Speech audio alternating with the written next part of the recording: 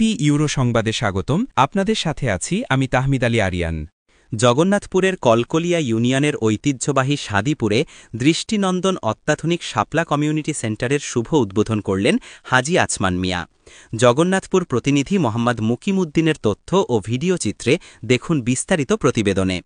সুনামগঞ্জের জগন্নাথপুর উপজেলার কলকলিয়া ইউনিয়নের ঐতিহ্যবাহী সাদিপুর গ্রামে নতুন নামে একটি আধুনিক শাপলা কমিউনিটি সেন্টার সম্পূর্ণ নতুন আঙ্গিকে উদ্বোধন করা হয়েছে।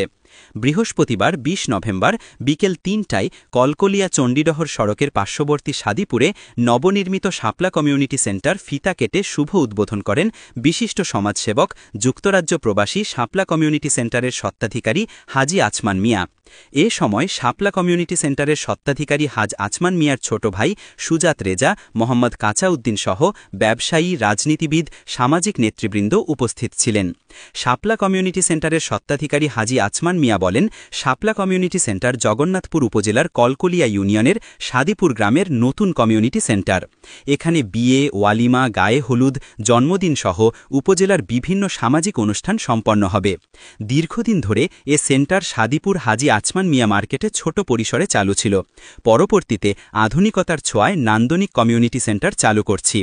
আশা করি আগামীতেও শাপলা কমিউনিটি সেন্টারে বিয়ে, রাজনৈতিক কর্মসূচি সহ বিভিন্ন সামাজিক অনুষ্ঠান স্বল্প খরচে সবাই করতে পারবেন।